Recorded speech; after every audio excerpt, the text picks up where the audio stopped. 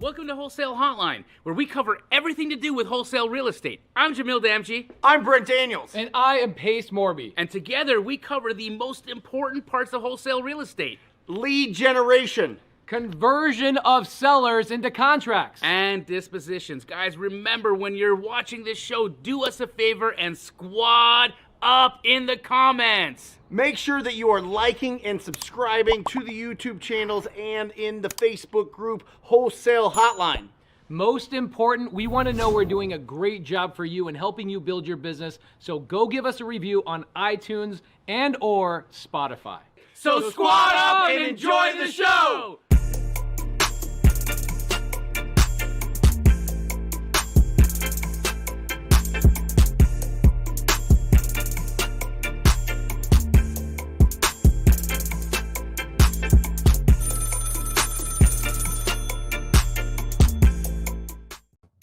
Hello, welcome to Wholesale Hotline. I'm your host today, Jamil Damji.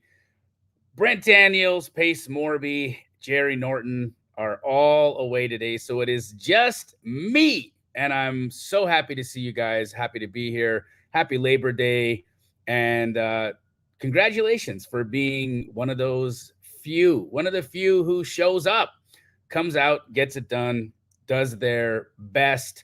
I think this is the greatest community that I've ever been a part of, and I'm excited to answer some questions. So if you guys have any wholesale real estate related questions, market related questions, anything at all, you can put those in the chat and I'm going to be happy to answer them.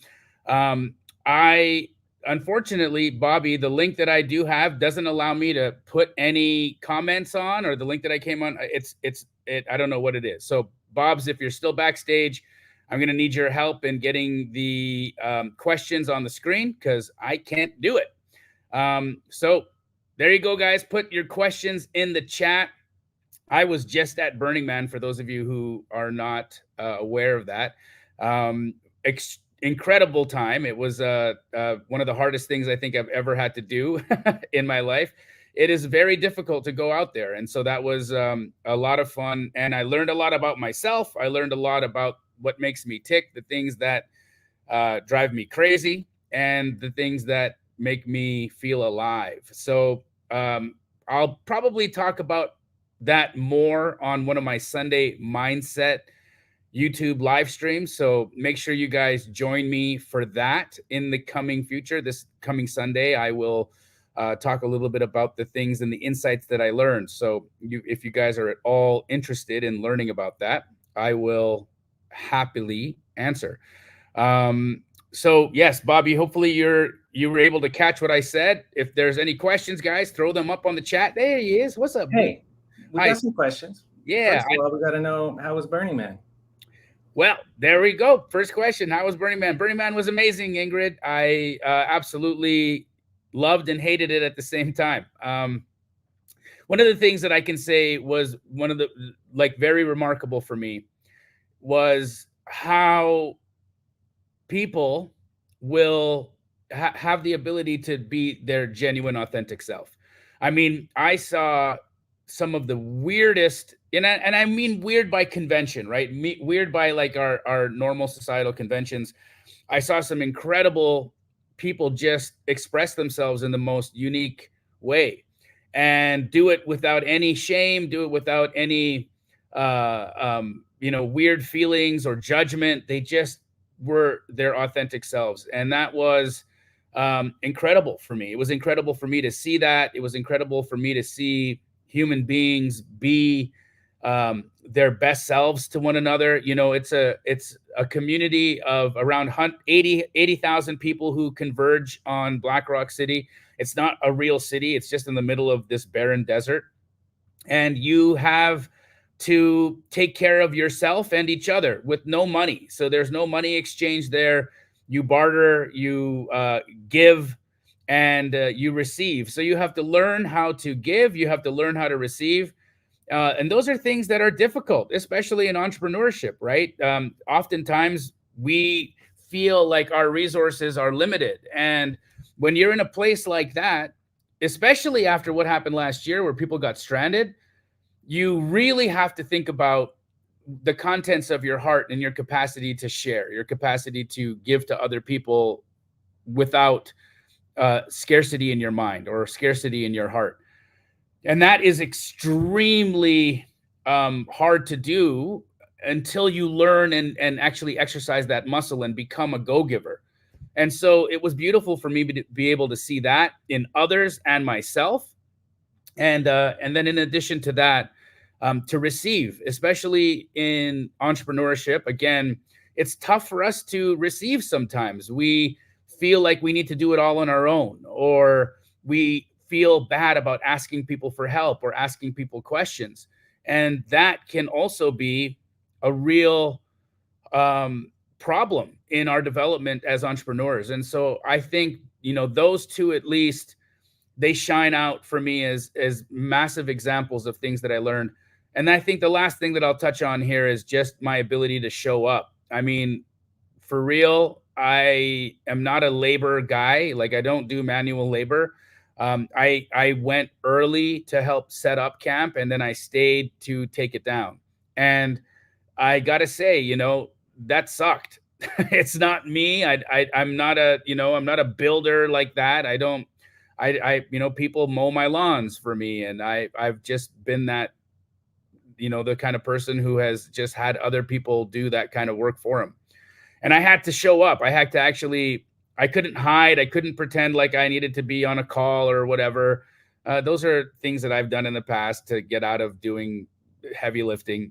And I couldn't do any of that because there was no cell reception. There was nowhere to hide. I had to go and do the work. And I really did the work.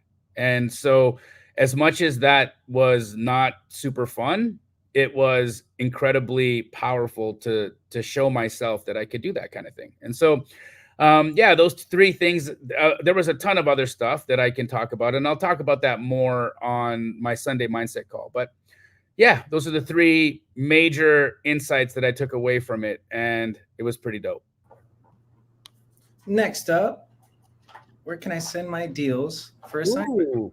Well, Wise loves to buy. I would love to know more about where your deals are. So if you have a deal in one of the Keighley markets, we're in 100 major markets across the United States. One of my franchises or my corporate stores would be happy to work with you. So you can send me a DM, and if it is in one of my Keighley markets, my team will connect you to the relevant people. But also, you can network with people in the chat. There are an incredible there's an incredible community that's all working together, complementing one another, collaborating with each other, and helping each other do business. And a lot of them connect with each other in the chat of this actual stream. So connect with people in the chat, ask questions, share information. Let us know what market your deal is in, because that's a big deal, a piece of information, at least for us to know. But happy to help you out. I like this one that just came in. Where would you say we are in the real estate cycle? Ooh, great question. So Joe Gonzalez asked, where are we in the real estate cycle? Well, here's my thoughts on it, right? I think right now we're in this really, really special position where things are going to start to really heat up.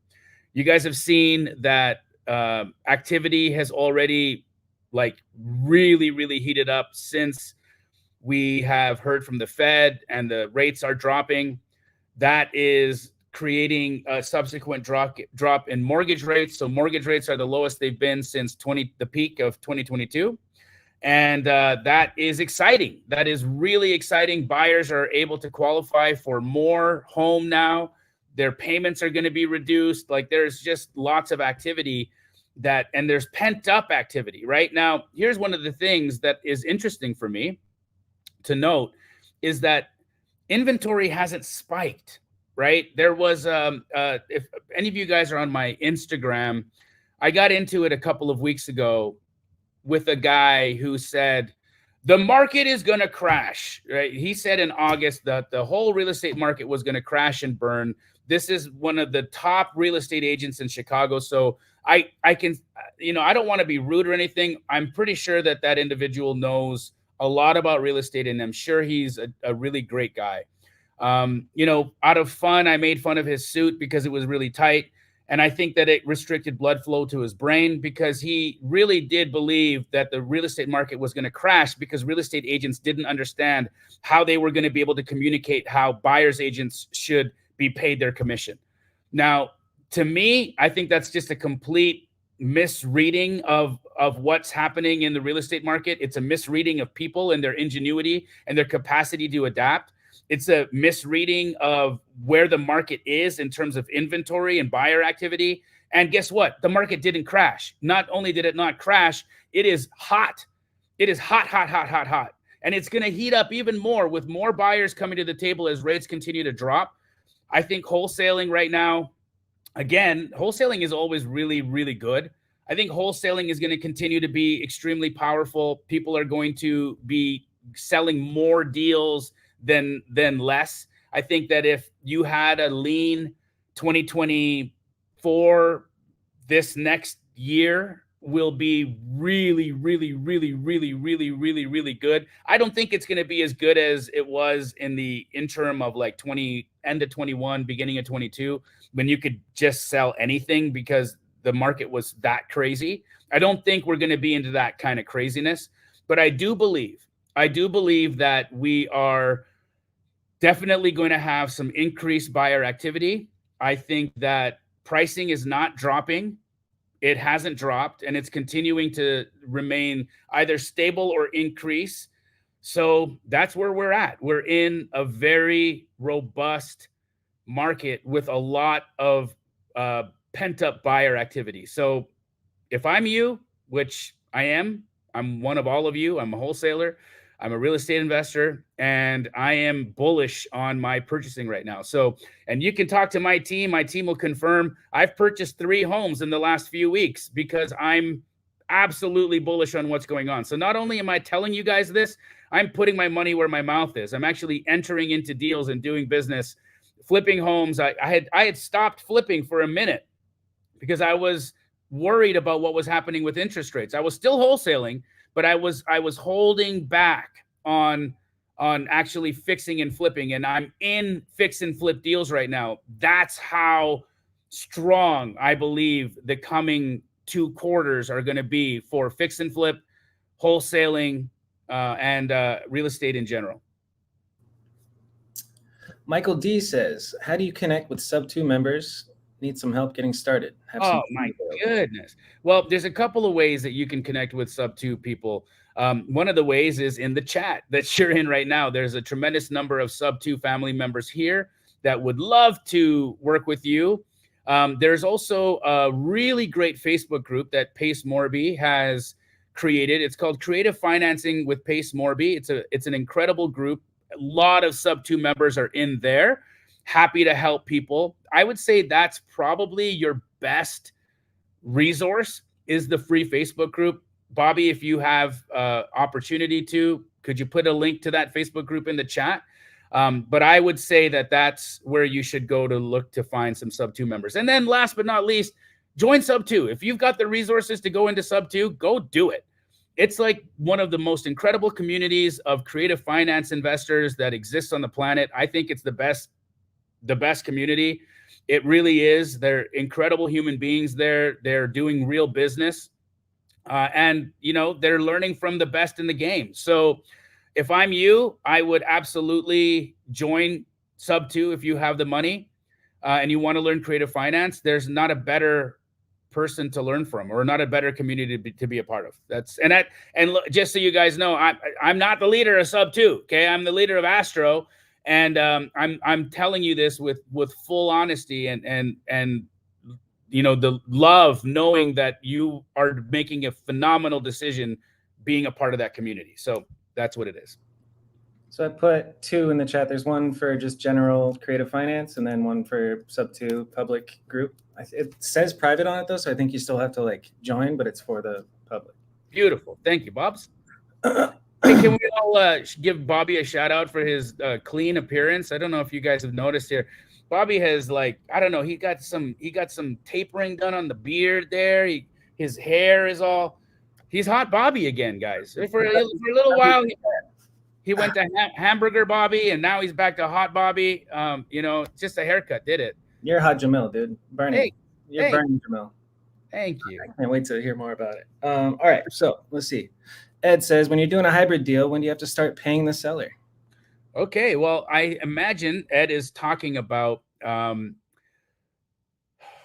seller financing and a sub-2 deal. Is that what you mean, Ed? I don't do a lot of creative finance myself. That is definitely a Pace Morby question. But my understanding would be the same time that your first payment would be owed to the bank, unless you have created that second note with other terms, right? Exactly. Here's what Ingrid said. That's what I thought. So if you have negotiated a start date of, you know, next year, the beginning of next year, then you would start making that payment then. The payments to the lending institution are going to be due immediately. You're going to have to start making those payments right out the gate. On the seller finance portion of it, that's where you have a negotiation opportunity, and you can, you know, structure it so that it's deferred for an extended amount of time so that you have excess resources to do renovations or any of the other things that you're looking to do. Prosperity Today says, is prop wire reliable? I believe so. I've got people in the Astro community that are using prop wire.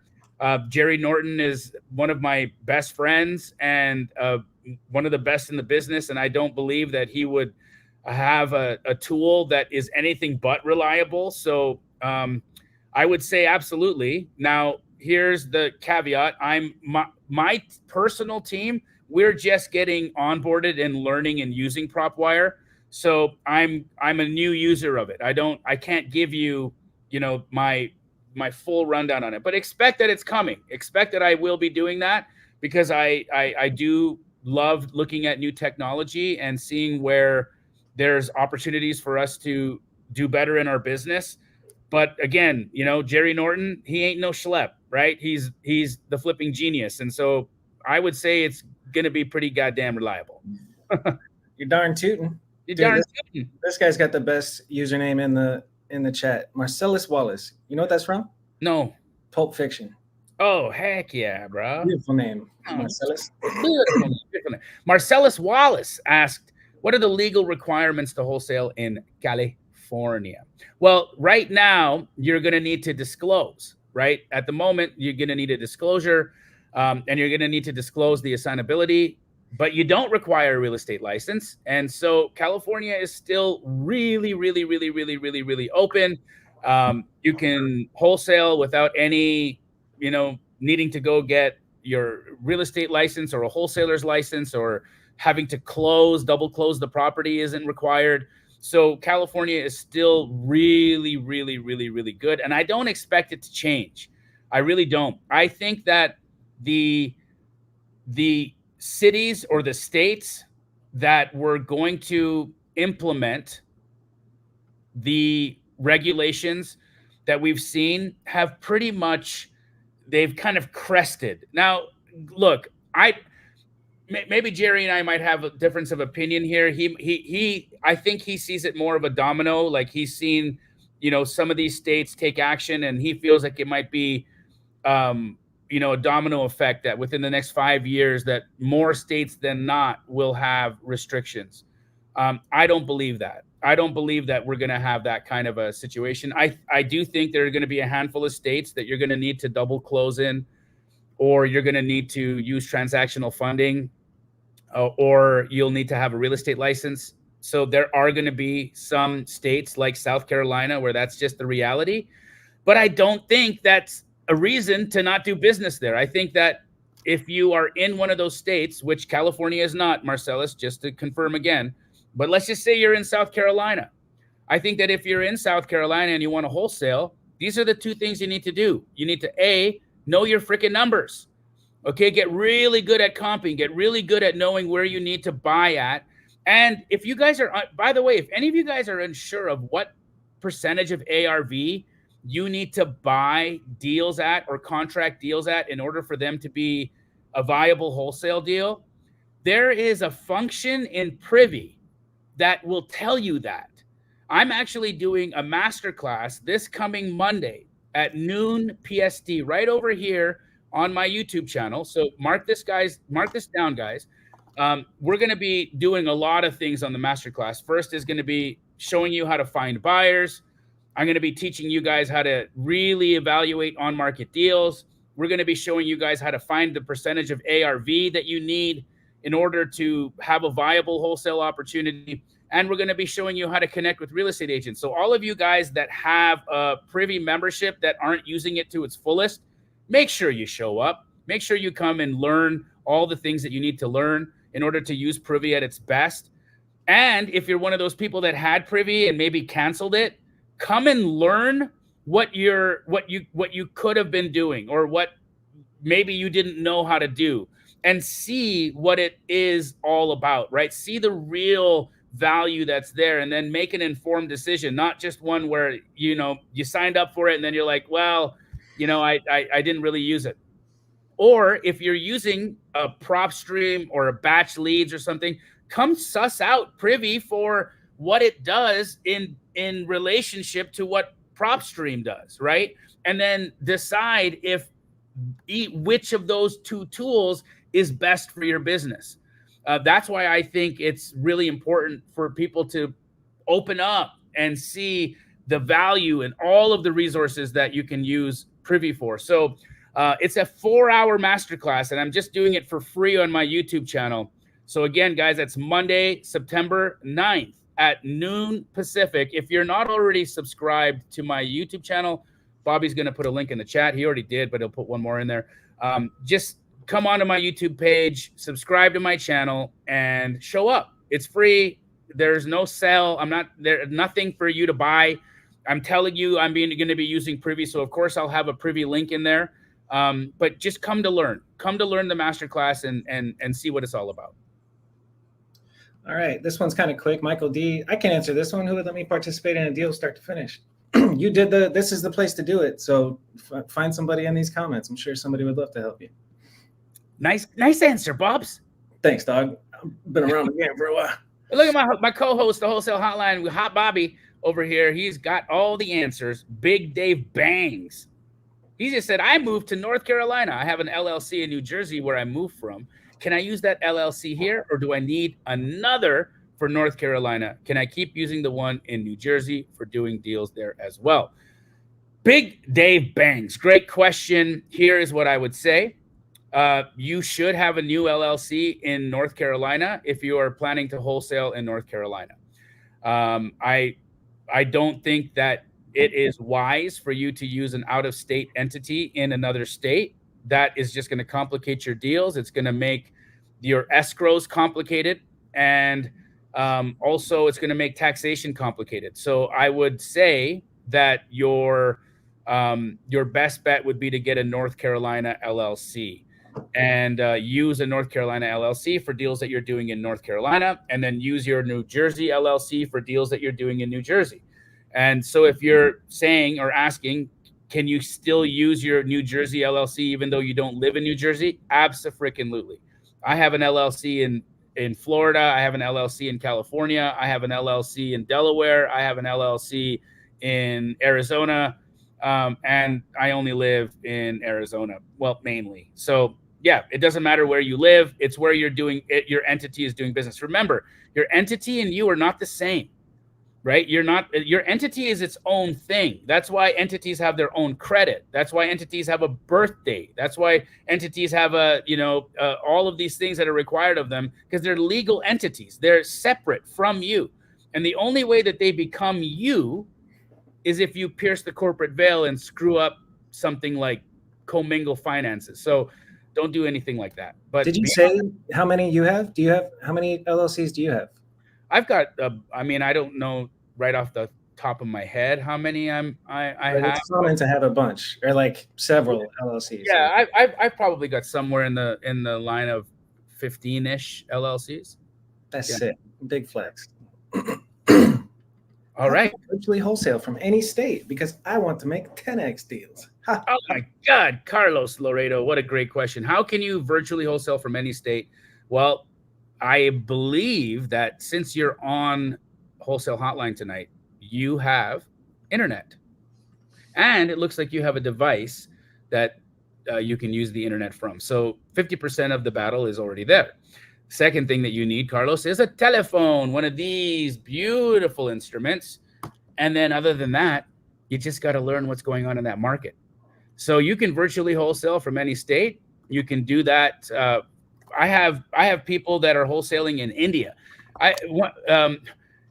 We've got folks that are wholesaling deals in the United States, in India. We've got deals, Astro people from South Africa wholesaling in the U.S., people from Israel, living in Israel that are wholesaling in the U.S., people living in Canada that are wholesaling virtually in the U.S. So you can absolutely do that. You really, again, just need to have market knowledge, which if you join any of our communities, you'll learn, either free or our paid mentorships. There's just so much value. You can learn how to do a virtual wholesale deal start to finish watching many of the videos that I've put on my YouTube channel. And so, Carlos, I think one of the things that you need to understand in being a virtual wholesaler is the market that you're moving into, how to connect with buyers out there, and what they're looking for with respect to the type of properties and deals that you're trying to get. And once you have a good understanding of that, and then you learn how to comp, so learn how to value those properties, the sky's the limit for you, brother. Boom. Since we're on Carlos, we'll go to his next question. Can I get EMD from a company that pays for EMD? Yeah, that's called a gator lender.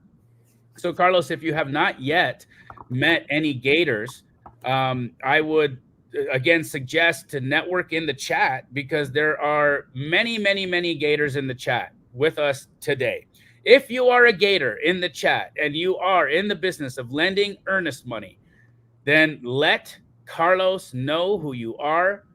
And Carlos, there you have it. There are your gators. You can connect with any of them. They would happily lend you money for your deals. And when you're done here, there's Facebook groups galore. When I Google gator lending Facebook group, there's specific ones for each market at this point. So there's a whole network out there that you can tap into. Beautiful. All right. How can I flip if I have almost no money? At least it's almost. Yeah. Alpha Boogie. The same way that I was flipping when I had almost no money. You wholesale, and you really don't need access to money to wholesale. You got to have some education, though. You got to learn. You need to know what to do. You need to understand the contracts. You need to understand the numbers. You need to understand the terminology. You need to understand what potential is, right? Because that's what we're looking for when we're wholesaling properties, is potential. How can we increase the potential of a property and sell a portion of that potential to another investor for a profit? And once you understand that, Alpha Boogie, you will absolutely be able to flip a property with no money. It's really that simple. It's a pretty funny name to just say in the middle of a sentence. I know. I understand that, Alpha Boogie. I do it for people who listen to this on the podcast when they're driving. I just think, they'll be like, oh yeah, Alpha Boogie. That's funny. Okay, here's another interesting name, Charbove. Hey, Jamil, what is a good formula to set your assignment fees? Oh, really, really, really, really great question. So it is definitely going to be market specific, but I can give you some averages, right? The national average for an assignment fee across the United States right now is around $15,000. All right. Now, that's, I would say, really a good number to shoot for.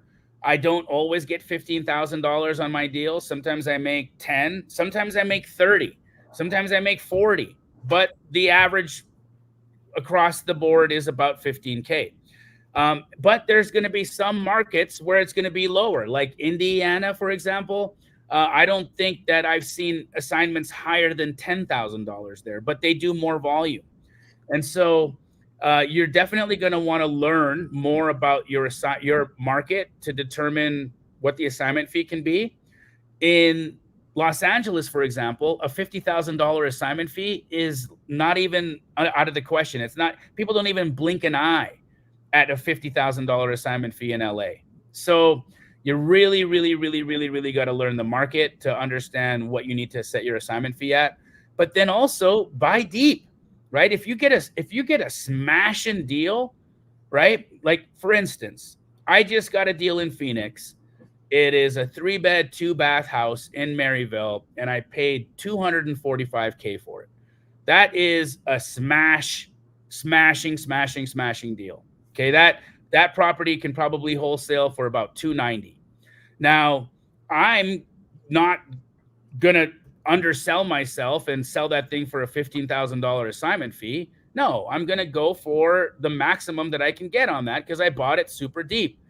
But do I get $245,000 3-bed, 2-bath houses in West Phoenix often? No, right? So can I expect that kind of fee all the time? Absolutely not. So it really is market specific, depends on the deal. Buy deep and learn where you're working, and that'll help you understand your assignment fee. But for the average in the US, it's $15K. All right. So in general, I'm going in order. So you put your questions in. We're basically at the questions that people put at like 5:05. But this one came, and I selfishly want to know the answer real quick. What's the answer for Carson Walsh? What's a good volume look like for agent outreach? How many new agents per day or week, not including the usual monthly follow-ups? Very, very, very, very, very, very, very good question, Carson. Here's the rule of thumb that I use. Okay, it's 50 conversations a day. Now, that will be 50 new agent conversations until you start getting into your follow-up sequences, because as you start to do this business and do agent outreach, eventually you're going to need to start following up with them. And I think the cadence on follow-up should be about every 2 weeks. Now, if you're following up with them every 2 weeks, then the first 50 that you contacted on day 1 are going to need to be contacted on day 14, right? See how that works? And so you're going to want to have a minimum of 50 conversations every single day. So if that includes some follow-ups, it should, but that's not going to start until you get a little bit down the line. That's why people use platforms like Astro Blaster, where they can automate their follow-up so that they can just spend their time making new connections, which I think is the smartest and fastest way to really scale and build. But if you're, limited in budget and you just want to do this with your cell phone, then that also works as well. So remember this, 50 conversations a day. You're going to start off with new conversations with new agents. And then after about the 14th day, so about 2 weeks, you're going to start doing follow-ups. Now, those follow-ups can be text messages. They don't need to be conversations where you're calling the agent again and having a full-blown conversation. You can really just text that agent and say, hey, remember me from a couple of weeks ago? Anything new that I can look at?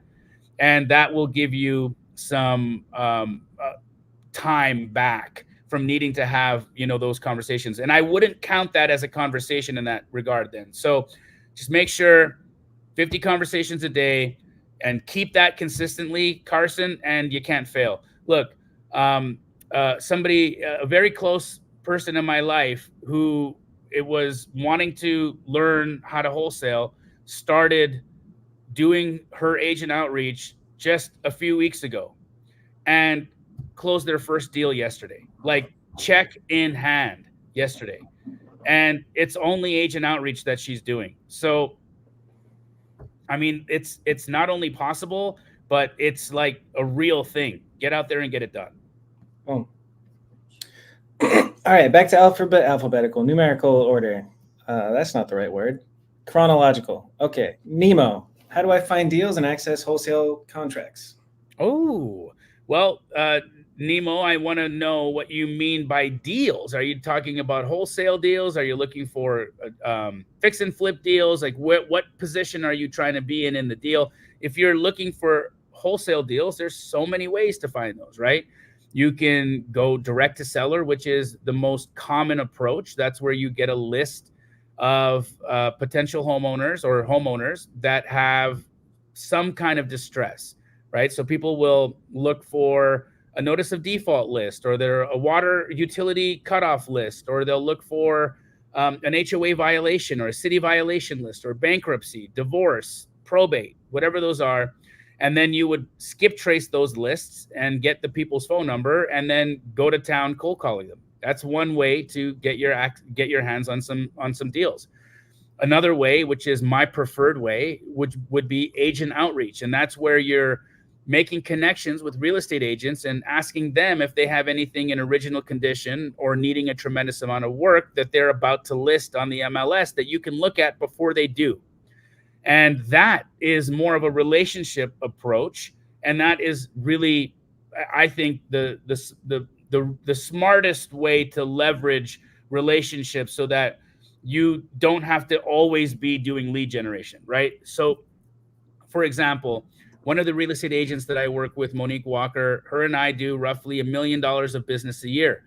Do you think I have to follow up with Monique every day? No. Monique sends me deals all the time without any need for follow-up.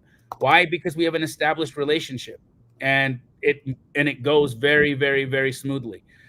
So that's where deals come from. Now, wholesale contracts is a much easier solve. I can send you those. Bobby, what would be the best way for, there he just put a link in the chat. So right there, Jamil, jdamji.com/freebies. You click on that, my friend, and I've got all the wholesale contracts you need there. Which one, just curious, which one would be the first one? I think A to B. A to B is the one that you get, and when you're reaching out to sellers directly, and that's the initial agreement. That's what you would do. Correct. You would use an A to B. And however, if you're doing agent outreach, the agent will provide you the A to B. So you only use the A to B contract if you're going direct to seller. And then in order to assign your contract or move it to another buyer, you're going to use an assignment contract. And that's also in the freebie link that Bobby posted. So there's a difference. I'm curious now that the A to B is for just going direct to seller. Agents, you're going to use the assignment contract. Agents are going to use a state board approved PSA, purchase and sale agreement. So it's still an A to B contract, but it's going to come from the realtor. Realtors will never use our A to B contract.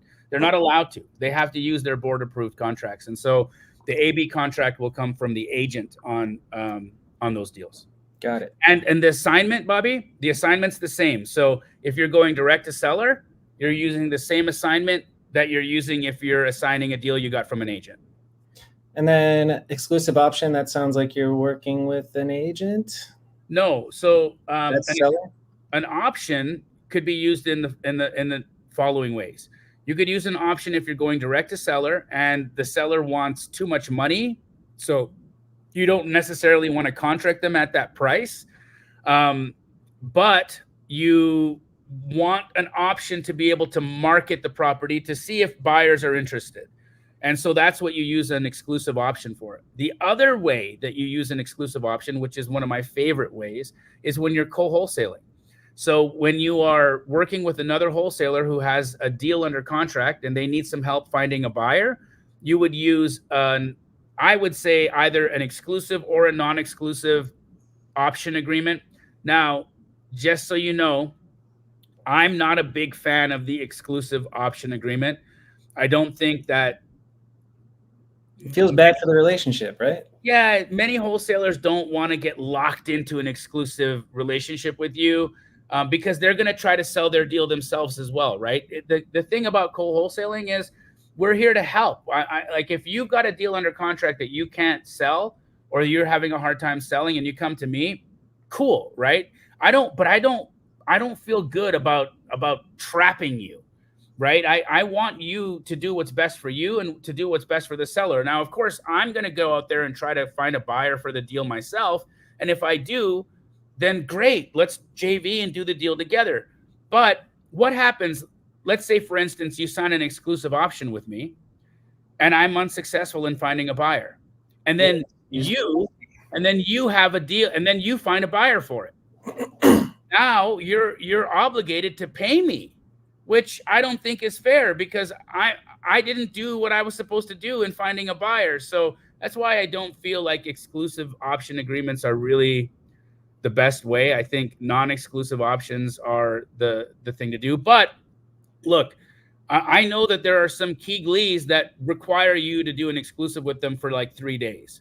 right? Because they don't want to invest the time and the resources in marketing a deal if you're just gonna go out and sell it from underneath them.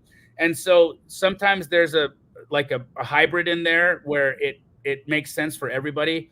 I think a 3-day exclusive, if you're dealing with a heavy hitter dispo company like Keeg Lee, I think that's fair. But if it's just another wholesaler that you're working with that is, as experienced as you, then I don't think an exclusive is really the way to go. Makes sense. And guys, just so you know, this is jdamji.com/freebies. I put the link in the chat, and these are all the free stuff. I would say that the most common stuff to get would be the A to B, the assignment, and the appraisal rules. Yes. Those are the most popular things. And I see this question here, Clive. I'm really curious because StreamYard blocks you from putting your phone number directly in the chat. I think it might be a YouTube thing. You can I think it is a YouTube thing. You could do it as a code. Like you could put your phone number with X in between each number or something. Or you can just take that person's name and go find them on Facebook. That's Facebook, Instagram, wherever. Just get in touch with them that way. And I think I know Clive. I haven't met you in person. Cool. All right, enough screen sharing. Let's get out of here. And our next question will be from Wise Loves to Buy LLC. Jamil, I have a few creative deals that cash flow. Are you guys or anyone in the chat buying equity rights for a fee? And if so, where can I submit those deals? Great stuff. So I personally am not, but I'm sure that there are people in the chat that are taking these kinds of deals on. So by all means, post some information on them in the chat here. I think that if they're cash flowing, which I know has been harder and harder and harder to do these days, just with the way things are in the market, then those would be pretty attractive to people. So I'm sure that right there we got Myron Briley in the chat, who by the way is awesome. They're out of Texas, and Myron said that they would happily look at any cash flowing deal that you have in Texas. So there you go. Does buying equity rights mean you're like buying a percentage of, you're selling that house almost like a stock? A portion of that cash flow would become yours? I'm a little confused of the term equity rights. I would imagine what he means is buying the property subject to, but I'm curious about what the term is, because it's not one that I necessarily use myself. I never heard of it. Yeah. Zach Harkey says, I closed my first 2 deals this year before summer. Since then, I got 2 houses under contract, but wasn't able to close them. How do I consistently get properties that I can wholesale to a buyer? Well, great question, Zach. Now, here's the thing. Summer is an interesting time of the year, right? Because what do you think buyers tend to do during the summer break? They go on holiday. They go on vacation. And summer vacation time has been notoriously slow at my business for the last 8 years, right? We always have a summer lull. And that's actually not a bad thing, because the summer lull also allows us to get really, really, really, really, really good deals under contract, because that summer lull is not just in my business, it's on the MLS as well. It's in real estate in general. And so because there are fewer buyers at the table, anybody who has any urgency is going to be willing to negotiate at a deeper level in the summer. And just as Jason just said in the chat, holidays as well, right? And so right now, I think the thing that you needed to do, Zach, is I think you probably got those deals under contract a little bit too high for the buying pool during the summer. Because those buyers that are like diehards that just want a great deal and they work all summer long, they will be interested in a deal that's just really dang good. So what I typically do, Zach, is I make sure my numbers are on point. I check in with my buyers as well, right? So if I'm going to be wholesaling during the summertime or during the holidays, I'll check in with my buyers and say, hey, where are you guys at right now? Are you guys buying anything? What are you guys in the middle of? What do you need? And I find out what they're looking for. And I just keep that top of mind when I'm out there searching for homes, because then I'd be like, oh yeah, I remember Jack is looking for a pad split. Okay, I need to go I'm going to start focusing my attention right now on properties in the west side of Phoenix or in South Phoenix that are on big lots that have the ability for me to make additions on them so that they could be a great pad split. And so I'll be out there hustling that kind of opportunity because I know I've got a buyer looking right now for that. Right. So it's a, definitely you want to check in with your buyers, but then also during the summertime and in the holidays, just get a little deeper, just buy a little bit deeper because it's going to make all the difference. Zenobia asks, what's cold calls? Oh, great question. Well, it's the opposite of warm calls. What's a warm call? Okay. Well, a cold call means that you don't know the person that you're calling and they don't know you. It's a cold introduction, right? And a cold introduction means that you're going to need to establish rapport and trust really, really fast, or you're going to get hung up on, right? If you think about it, when you receive a solicitation call, how do you respond, right? Are you fast? Are you quick to get off the phone? Are you rude, or do you listen?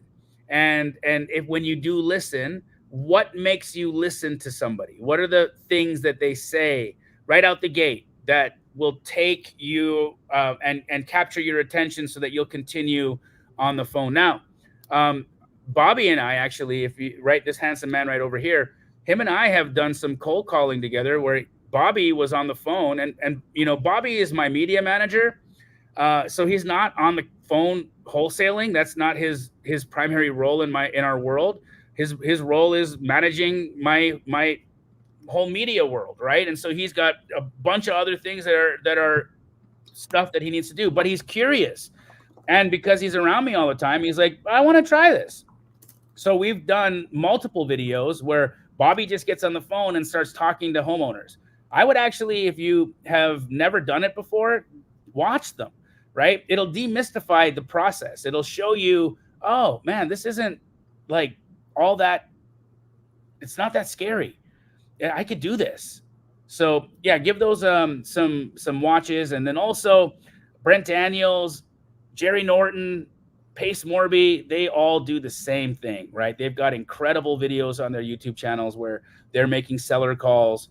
I know Pace has an entire library of seller calls as well, Jerry Norton, Brent Daniels. And so you can learn from all four of us how we make and approach cold calls and then do what you got to do.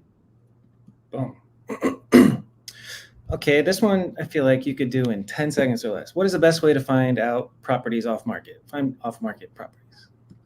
Well, for me, best way to find off market properties is to call real estate agents and find out if they have anything coming to market that hasn't been listed on the market yet that I could take a look at before they list it. And the second thing that I would be doing is networking with wholesalers who have properties under contract. And I would be seeing if anything that they have makes sense. And then if I'm really, really, really interested in getting my feelings hurt, then I would get a list and I would start calling homeowners right at dinner time. Right at dinner time. All right. Angel A says, how do you find buyers for rural properties? Oh, I don't. Angel, here's the reality, okay? I'm not saying that there's not a buyer for a rural property. Okay, there's going to be, but it's like finding a needle in the haystack, right? The reality is that unless there's a lot of activity in that rural area, which again, let me make sure that I'm being, I'm fleshing this out. Let's take a market in Arizona, for example, right? Flagstaff, maybe, would you consider Flagstaff rural, Bobby? Ish, right? The outskirts of it, sure, yeah. Right, so we've got this we got an area north of Phoenix called Flagstaff, rural-ish. There's a lot of buyer activity out there. So would I look for buyers out there? Absolutely.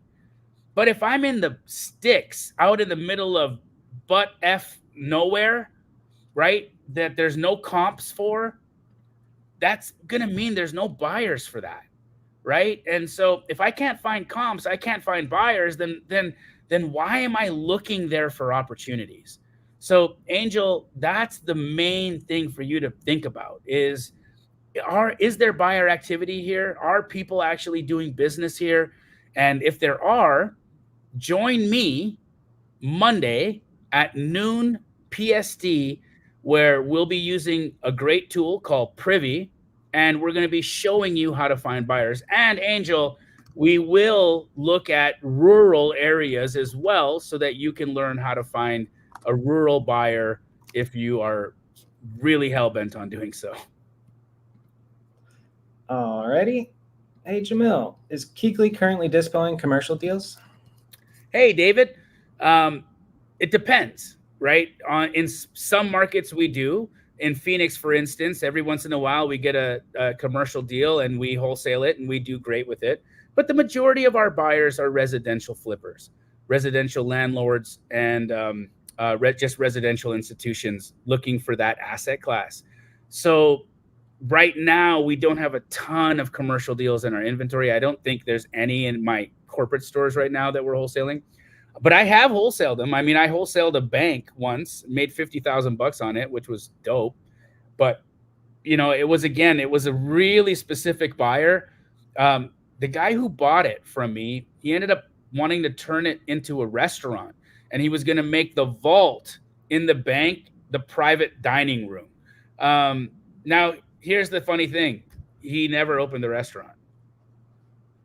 But a very specific buyer nonetheless, right? So, yeah, David, for commercial buyers, I would say commercial agents are going to be your best bet. So here's what my trick would be. If I'm looking at an industrial site, or if I'm looking at an office building or medical, whatever that is, I would start at one of the larger commercial real estate brokerages, and I would ask the real estate agents there who they know is an expert in industrial in their brokerage.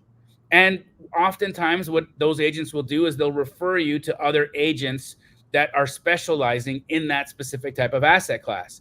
Then what I would do is I would call the agent who is specializing in that asset class, and I'd ask them questions, and I would let them know that I have access to this type of deal, and I'd be wondering or interested in working with them to help find a buyer for it.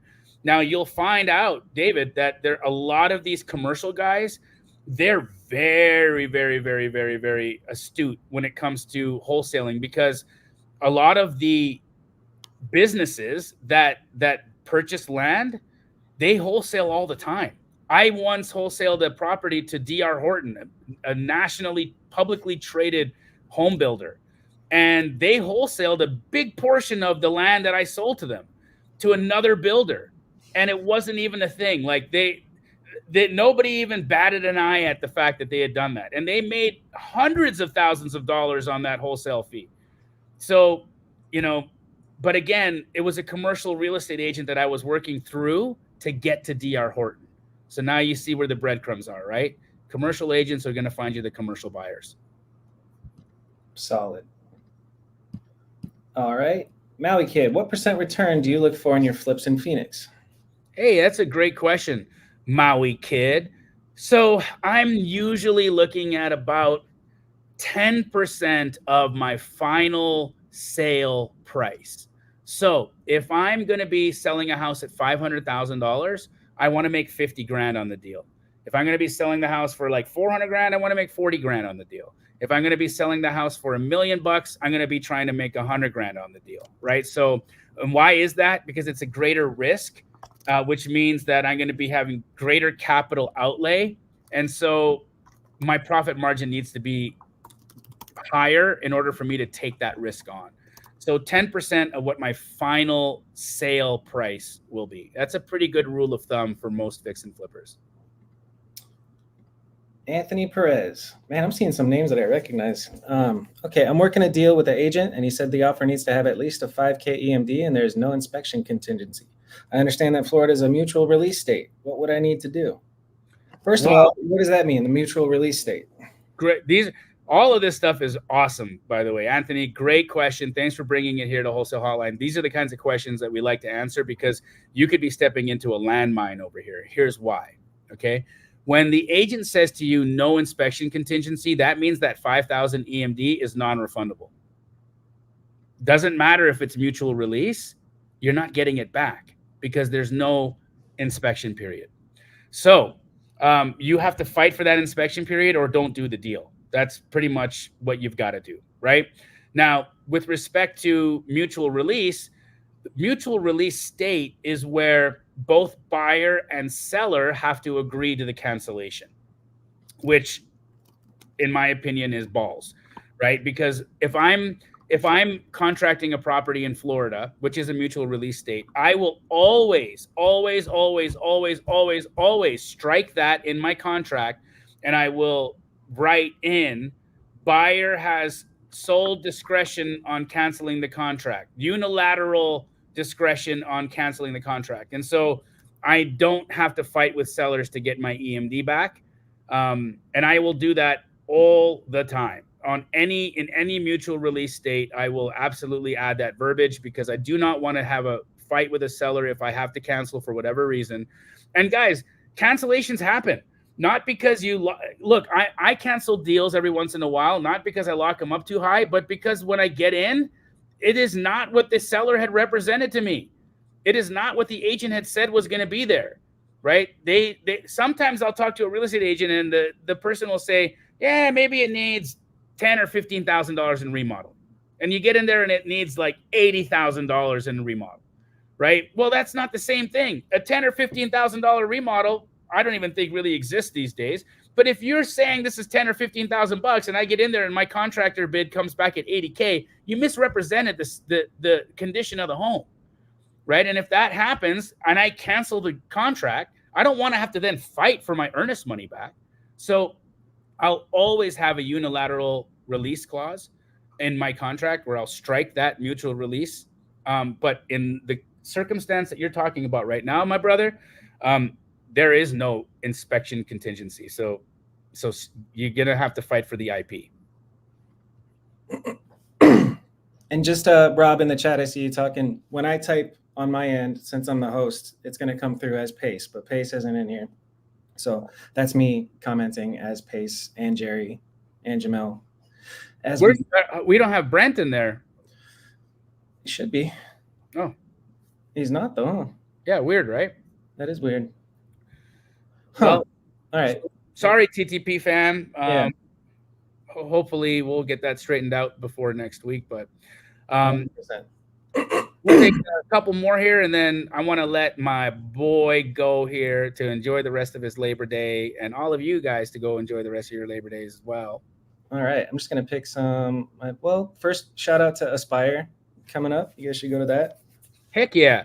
Of course, go see Pace if you guys are in Phoenix, Arizona, and you're going to go to the Aspire event. And if you need more details on it, it looks like Ingrid has them. So reach out to that incredible woman there to get more details on Aspire. We were talking about wholesale regulations coming up. Nothing that I've seen in Connecticut. No whispers of regulations coming up in Connecticut either. So far, so good. And then Woman of Wow, there's no registration required for this Privy live stream. Just going to be an educational thing for 4 hours next Monday. No registration required. Nothing will be sold. It's really just an educate. Guys, I've been away for a couple of weeks at Burning Man, and I miss you guys. Like, I legit miss working. I miss being with the community. I'm so happy that so many of you guys showed up. What's our audience count at today? I can't even see it. 300. I'm so grateful that 300 of you showed up today on Labor Day. And it just makes me feel great because I've, again, like genuinely missed all of you guys. And I live for this stuff. I super enjoy answering questions about real estate and wholesaling and getting to hang out with my boy Bobby and getting to hang out with all of you. So join me on Monday, September 9th at noon on my YouTube channel. Again, the 300 of you that are here, if you are not subscribed to my YouTube channel, you should subscribe to it. And you should absolutely show up at noon Pacific and come learn all the things that you can do with that wonderful tool, Privy. Yeah. And so when you just go to that link, it's not like an event link or anything. I'm just sending you to Jamil's YouTube, and you can hit subscribe, but then there's another little bell next to it that you can hit, and that'll notify you whenever we go live. So you won't miss it, and just put it on your schedule for noon to come in and hang out and learn. That's Should a wholesaler JV on their first deal? What do you think? I think so. I think that if you are, I mean, if you're brand new and you don't have relationships with buyers, I think that, you should absolutely JV. Relationships are the key to this business, man. When you have the mindset that I want to make all the money in the deal, or if I do this by myself, I'm going to make more. Yeah, that's true. But what ends up happening is you typically cancel instead of even selling the deal because your relationships aren't deep enough yet. You don't have enough buyers.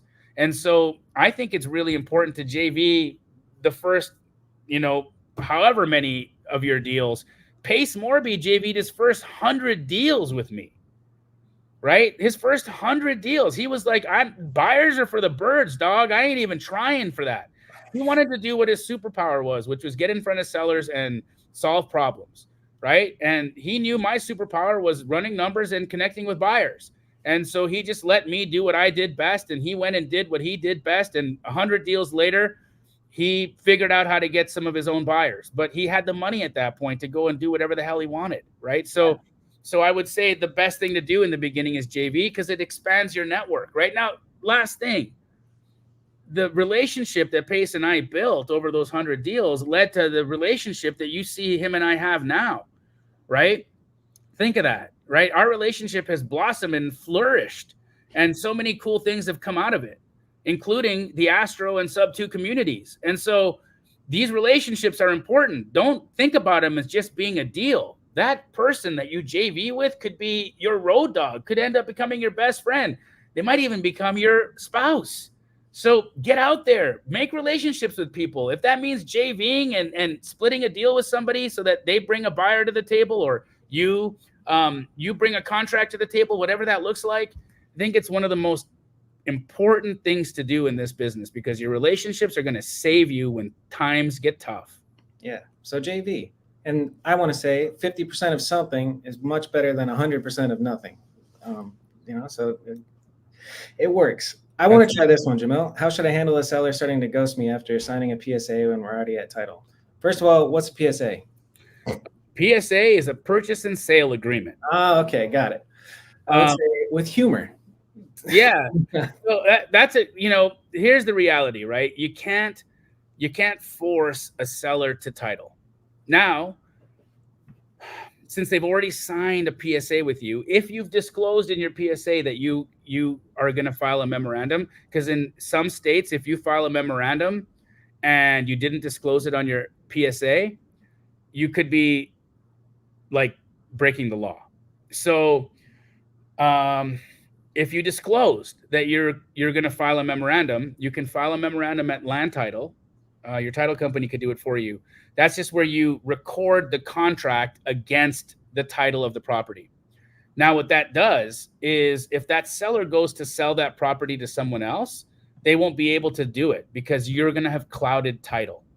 But that's a last resort move, Howard. I think with the way Bobby described it is like really your best step. Like, do I have bad breath or something? Or, I don't know, whatever you want. Say something that's funny. Say something that, will get a smile out of them and bring them back to the conversation. Here's what I think happened.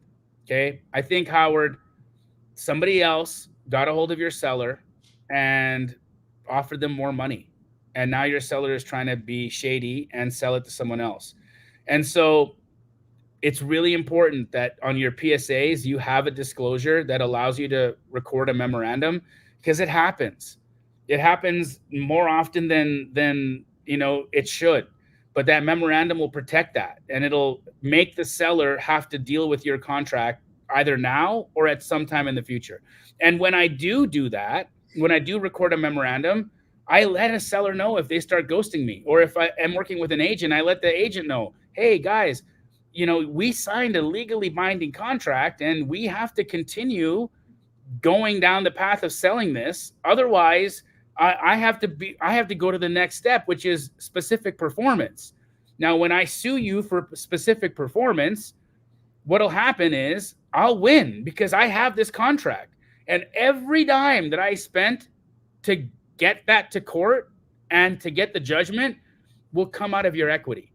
So if somebody's offering you more money, tell me what's going on so that you and I can come to an agreement.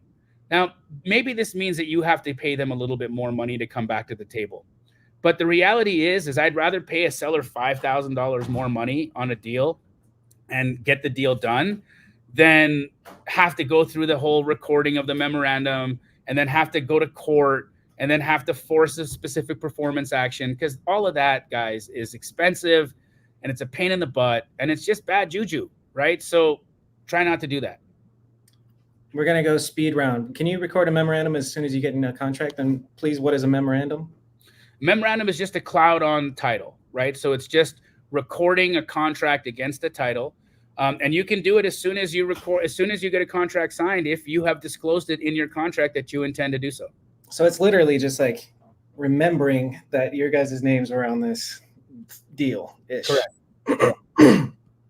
Okay. And then this one I was very curious about. Trayvon says, if you had to start over, Jamil, would you just find one active fix and flipper and work with them closely? Or would you look for No, Trevon. I think it's Trevon. Trevon, no, bro. You never want to do that. You never want to just rely on one buyer.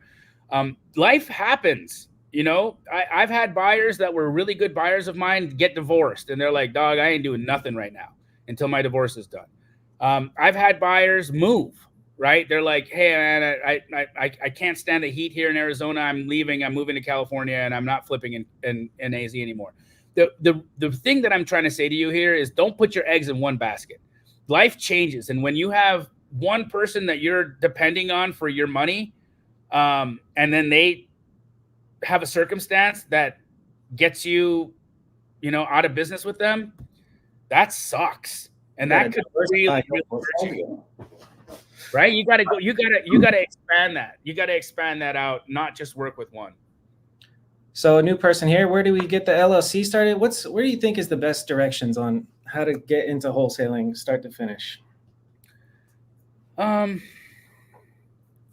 Well, I think really understanding what the concepts of wholesaling are first, like what is wholesaling, right? Wholesaling is selling potential. It can't be more simple than that.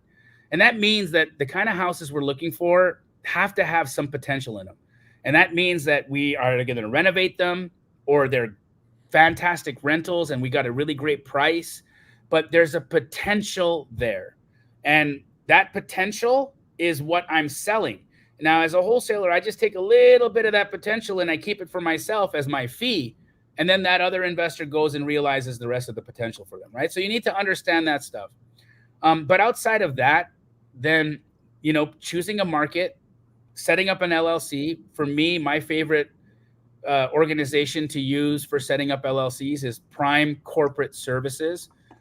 You can go to, I think, primecorporateservices.com/Jamil and get a little discount or something, or whatever it is, and they'll help you out. But that's where I would go set up an LLC. And then I would learn next, comping. You can watch Straight Outta Comping on my YouTube channel. Those will be resuming again here actually, they've been going. But Straight Outta Comping on my YouTube channel is one of the best ways to learn how to value properties. And then I would start doing some lead generation, right? So getting some deals under contract, really starting to have conversations either with sellers or real estate agents or wholesalers, whatever your method is going to be, and connecting to a dispo wholesaler, right out the gate. I don't think it's super advisable to try to do all of it. So connect to a dispo wholesaler like my company, Keegley, or there's my competitors, New Western or Net Worth Realty. You decide who you want to kind of align with. There's lots of opportunities to work with dispo companies out there. But that's what I would do. Yeah. And just like, I don't know.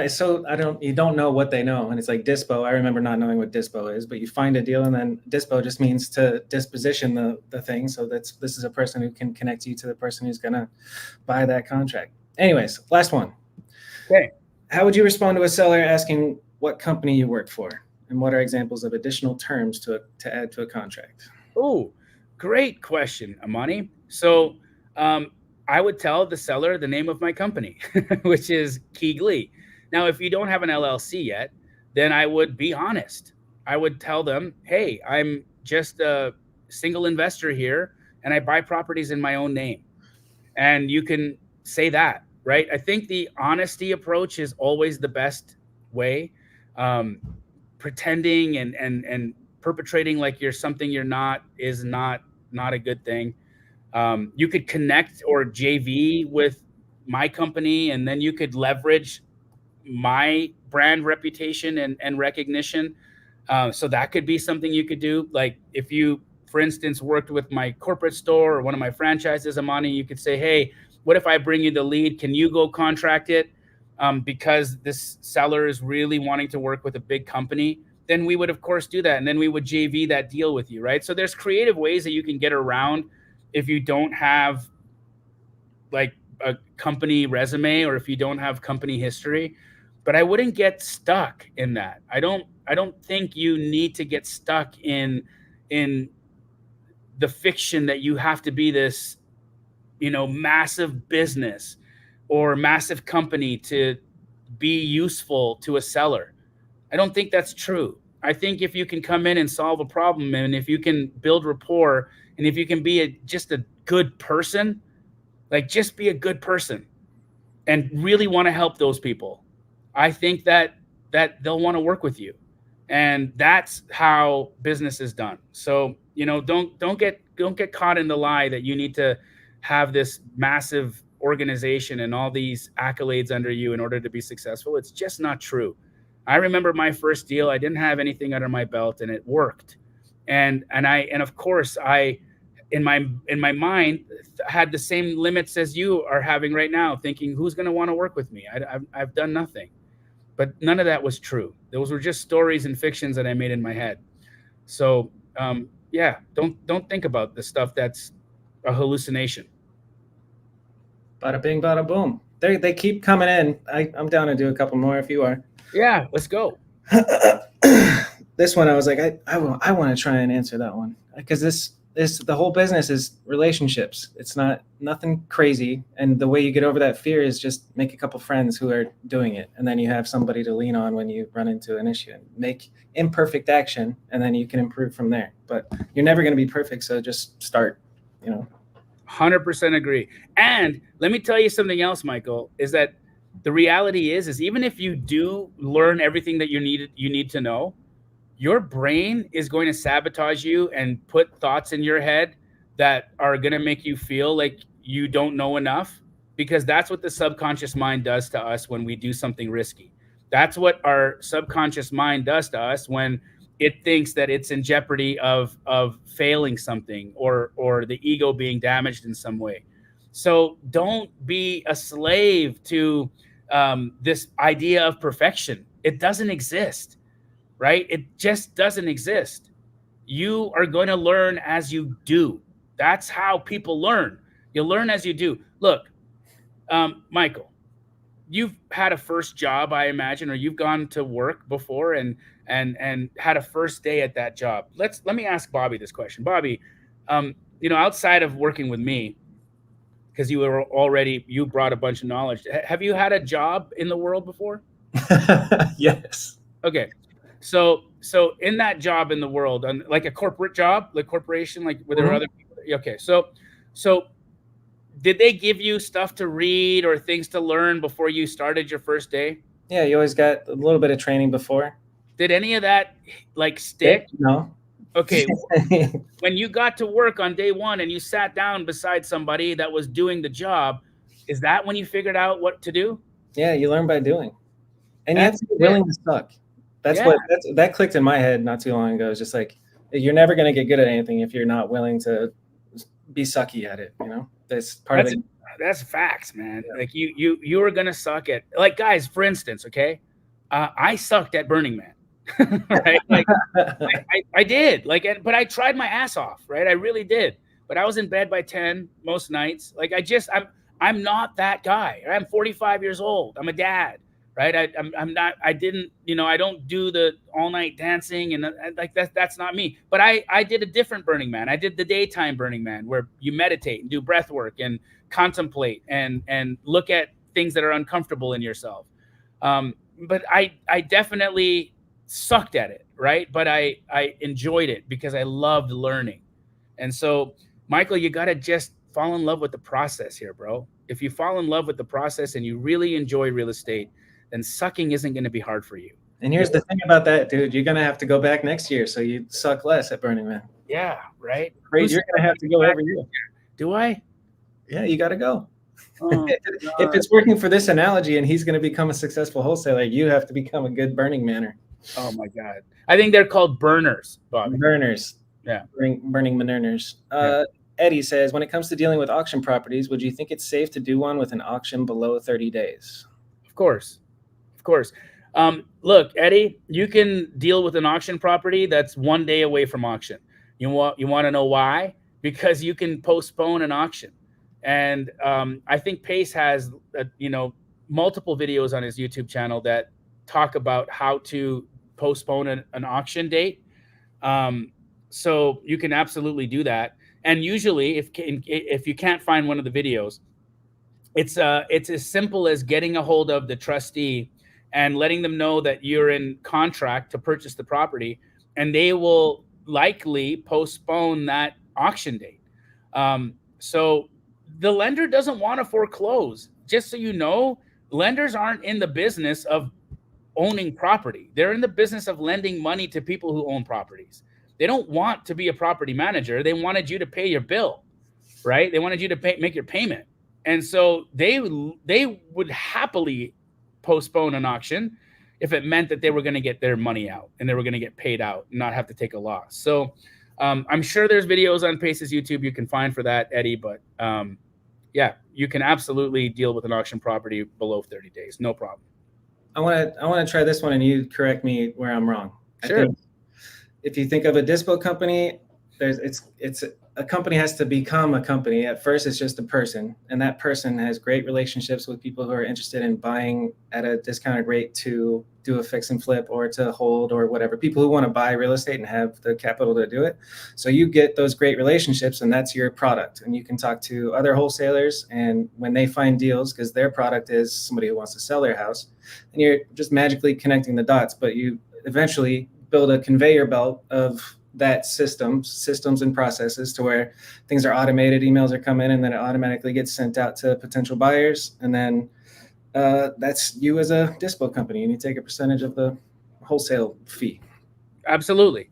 That's, very, very in depth, I think, Bobby. Another analogy that I would use is it's like the relationship between Prince and Sony, right?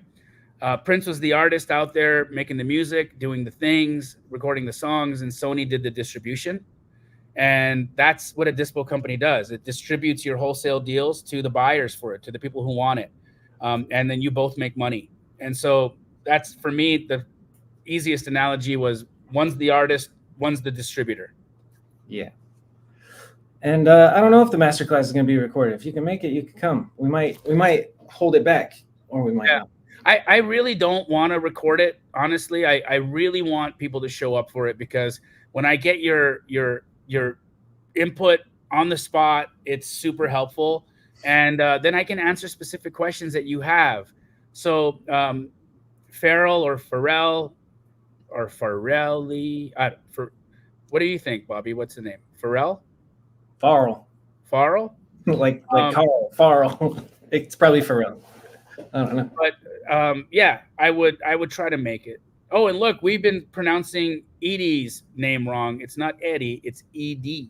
Edie. That makes sense. Yep. I like this one because I've heard several different answers of it. Day one, I'm a wholesaler. What am I doing? I think I'm on the phones or texting. I'm talking to agents. I think day one, I want to figure out, where am I working? Right? What market am I in? Am I in the right market? Do I live in the right market? Do I need to choose a virtual market? I'd figure out my market first. And then the second thing I do is I'd start connecting with some people in that market. And then I'd start wanting to learn a little bit about the market, right? Like what are the areas, what kind of properties, what's the median sale price? And once you're connecting with somebody in that market, sorry to interrupt. When you say you're connecting with somebody in that market, who are you talking about? Are you talking about agents or other wholesalers? And how do you get their info? I would say right out the gate, other wholesalers before agents, because agents can, like, you have to have a little bit of, you need to have some confidence, and you need to understand terms and, you know, a few things before I would venture on to start calling a realtor. You got about, you know, 3 or 4 days of things to learn before it's safe to start calling agents. It's not a ton of stuff. They're not rocket scientists. But wholesalers, bro, this community is so open and helpful and loving. You can find people in the chat right now that would be interested in communicating with you and helping you out. That's the beauty of what we're doing here. There's just so many people that want to be helpful. It's beautiful. Boom. And yes, Carlos, we do it 2 times a week on a show called Straight Outta Compton on Jamil's YouTube channel. Boom. Are there any general questions to ask a homeowner when door knocking pre-foreclosures? Well, you know, one of the things that for me is important is establishing some rapport and some trust, right? And so I would want to first find out if they have any interest in selling their home. I wouldn't walk up to the door and be like, hey, you're in foreclosure and I'm here to save you. You know, like we're not that guy, right? But you want to get in there, and you want to be a normal person and say, hey, you know, I'm actually looking for some properties to purchase. I'm an investor, and I wanted to stop by here to see if you might be interested in selling this house. And then start asking questions, right? Find the bunnies, just as we have here in the chat. And what does that mean, finding the bunnies?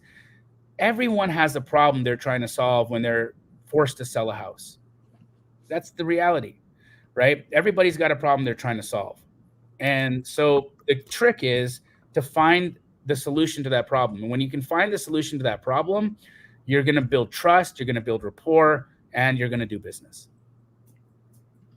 Does Keekly work with beginners? Abso-frickin-lutely. Yes. Are there any stipulations for wholesaling in Houston? Wear water boots. Can you do, well, actually, I mean, there doesn't sound like there is. Is there any crazy regulations in Texas or anything? No. Somebody asked earlier, and I didn't put it on here. Somebody said, what are the top 5 states for virtual wholesaling? Can I play? Yeah. Yeah. Arizona. Yeah. Florida. Yeah. California. I don't think that's right. Arizona, Florida. And then I was going to say Texas was going to be my other one. Yeah. New Jersey. I don't know about the East Coast. Texas is great. North Carolina is phenomenal as well. Those would be states that I would definitely start in. And guys, California is amazing. It's a myth. It's a myth that there's not a lot of great deals out there, that there's not a lot of business being done. I have so many successful wholesalers in the Astro community doing deals in Southern California. You should have been at the meetup that we just had out there. They're rocking and rolling out there. This one feels a little bit more extensive, but we got a couple minutes left if you want to put that down. Do I need an agent to represent me as a wholesaler? Absolutely not. How does the process go when buying on market? Well, I'm going to call a realtor, and I'm going to look for houses that have some age on them. So I'm looking for something that's like 30, 60, 90, 120 days on market, because now I know the house is overpriced and the seller is going to be ready to negotiate. So I'm going to be calling that real estate agent, and I'm going to be trying to find out what's going on, you know, what they know about the property. And I'll be starting to plant the seeds of the fact that the house is overpriced, and that I'm going to be coming in with a cash offer that's going to be below list, and wanting to know if the seller is open to negotiating at this point, since it hasn't sold after so long. So, you know, that's how that process would start. How much is it to start with Astro? You know, there's a number of ways to be involved. You could join the Astro Blaster community, which you know, is a very, very inexpensive way to get into the game. There is also the full-blown Astro Flipping mentorship, which is a little bit more. It's a, you know, it's a little bit north of $5,000, but it's a lifetime community, right? So if you ever want to learn more about it, you can join in. Talk to people though. My suggestion is talk to people who have gone through the Astro community and ask them their opinion on it, right? See if it makes sense for you, and if it does, would love to have you. And that's a pretty good ending point right there. My man. Bobby, happy Labor Day, bro. Happy Labor Day, dude. And to the rest of you that are all here today joining us from wherever you are in the United States, enjoy your family, go kiss the people that you love, and get started, right? There's no better time than now to do this. Wholesaling is a phenomenal way to gain financial freedom. I see people changing their lives all the time. They come in and they go from, you know, $15, $20 an hour positions in their job to making $20,000, $30,000 a month in the first 90 days. And they never look back. I think that's just one of the most beautiful things to be able to do for yourself, is to give yourself the freedom of your finances and to be able to get out there and have a good life. So get started, get working, and connect with people. And until then, next week, we're Wholesale Hotline. This is 234 for Brent Daniels, Pace Morby, Jerry Norton, and myself, and Bobby Canode. We'll see you again soon. Adios. Or just say squat up. So squat up and enjoy the show. Yeah. Yeah. Okay. 1, 2, 3. So squat up and enjoy the show. What are you doing? I didn't say nothing. Why? I don't know. Okay. So squat up and enjoy the show. Cool. I think we should use the one where Jamil doesn't say anything.